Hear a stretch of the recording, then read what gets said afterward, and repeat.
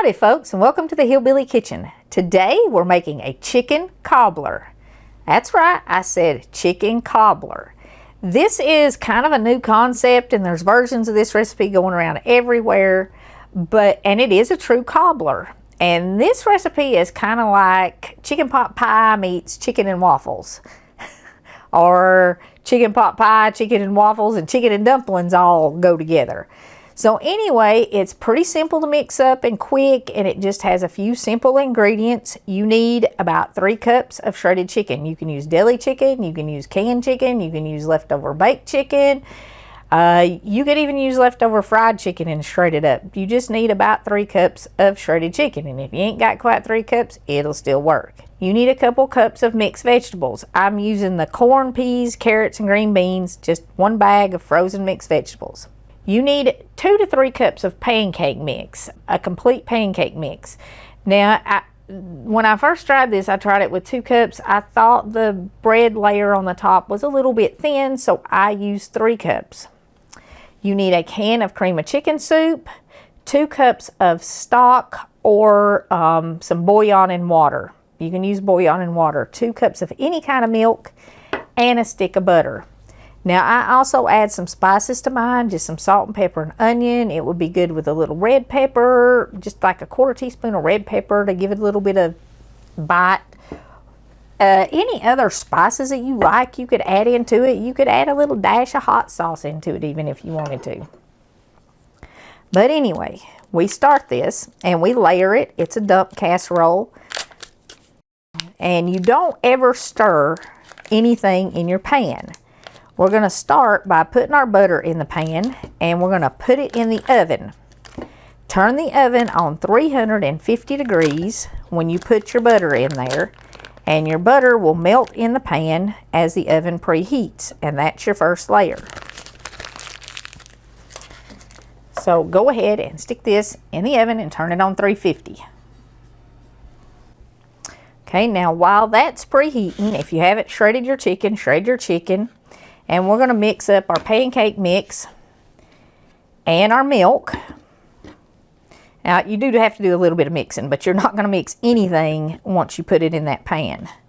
And I'm using, like I said, 3 cups. You can do a slightly thinner bread layer and do 2 cups.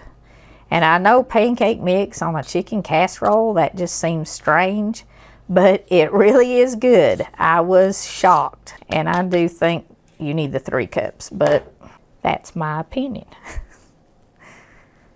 And also, when we get our pancake mix mixed up, we are going to add our can of cream of chicken soup into our stock or our bouillon and water, whichever one you have.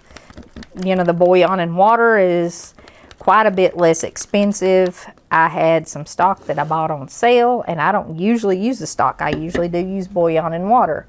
But it was about to expire, so I'm using it. I also don't normally cook with canned soup, but you know, it's almost Christmas and we're all busy, and sometimes you need that quick weeknight dinner, and a can of soup will speed it up. So, you know, if you're in a hurry, go ahead and get that canned soup.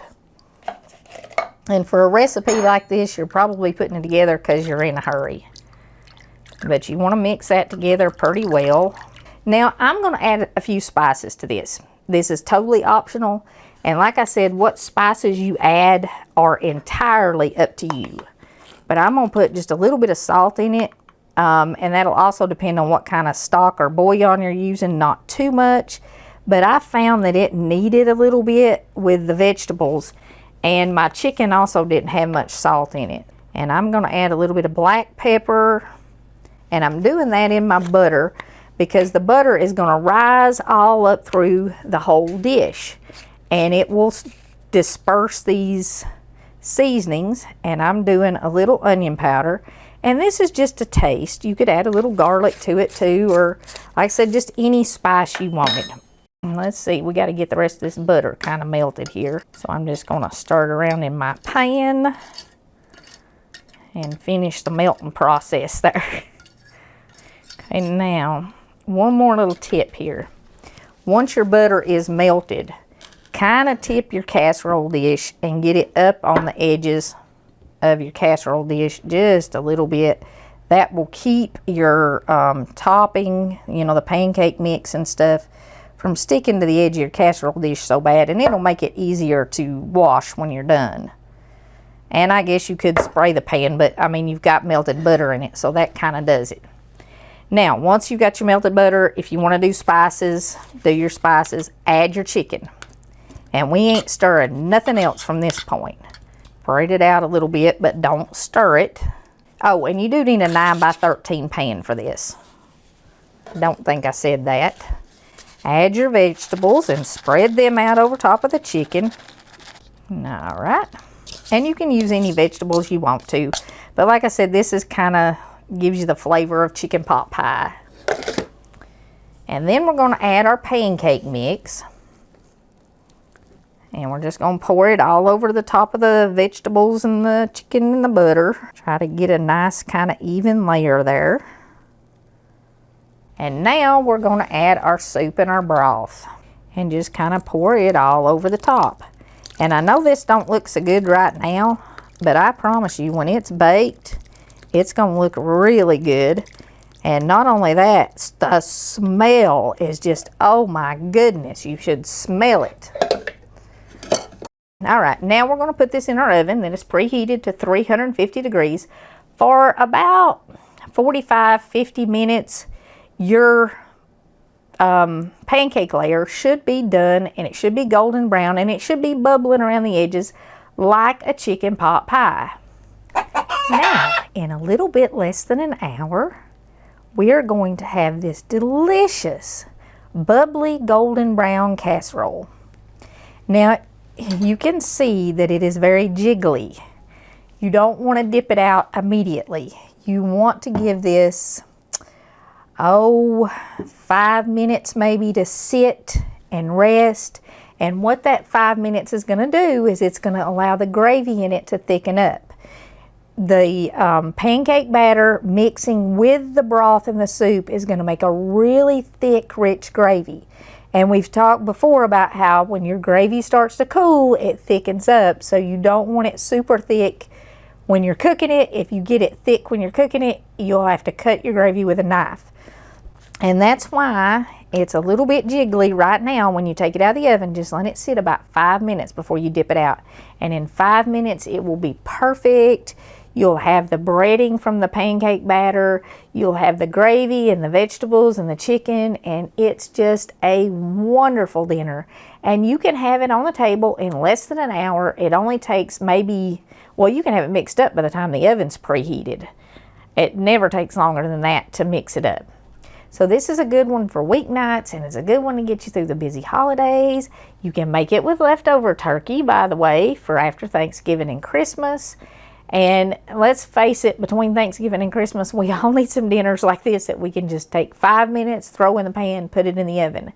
And it's a dinner cobbler. How cool is that? Everybody says, what are we having for dinner? Oh, we're having cobbler. So this is kind of a new cooking technique, I guess, or a new kind of casserole, but give it a try. It is good. Before we leave, it is December the 2nd. And we are reading the book of Luke starting on December the 1st, and from December the 1st all the way up till Christmas, and it has 24 chapters.